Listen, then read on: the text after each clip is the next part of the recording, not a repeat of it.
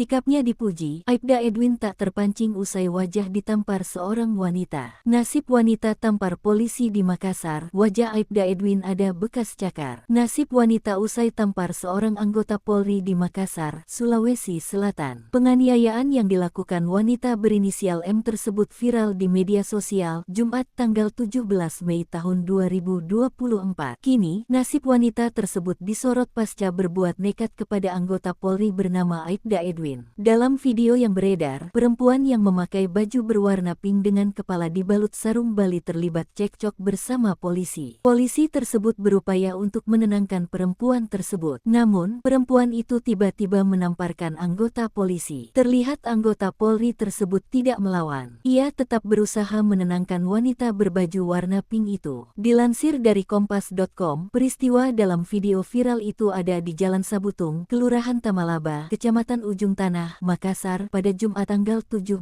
Mei tahun 2024. Perempuan itu berinisial M. Sementara, polisi yang terlibat cekcok itu bernama Aibda Edwin, anggota Babin Kamtipmas Kelurahan Ujung Tanah. Kasih Humas Polres Pelabuhan Makassar, Ibtu Hasrul, membenarkan perihal kejadian itu. Hasrul juga mengatakan pihaknya telah mengamankan wanita tersebut. Peristiwa ini bermula ketika M hendak diberikan surat teguran kedua dari Kelurahan Ujung Tanah. Lalu, ketika pihak Kecamatan Ujung Tanah tiba di lokasi bersama aparat Satpol PP dan anggota Babin Kamtipmas, tiba-tiba warga pemilik lapak mengamuk. Ia juga merobek surat teguran tersebut. Tak hanya itu, kata Hasrul, M juga melakukan perlawanan dengan memukul dan menamparkan anggota Babin Kamtipmas. Sementara itu, dilansir dari Tribun Timur, M pun menjalani pemeriksaan di Polres Pelabuhan Makassar pada Jumat tanggal 17 Mei tahun 2024. M menjalani pemeriksaan di ruang PPA atas perbuatannya telah menamparkan polisi yang diketahui seorang Babin Kamtipmas bernama Aibda Edwin. Kasus dugaan penganiayaan itu lanjut dia dilaporkan sendiri oleh Aibda Edwin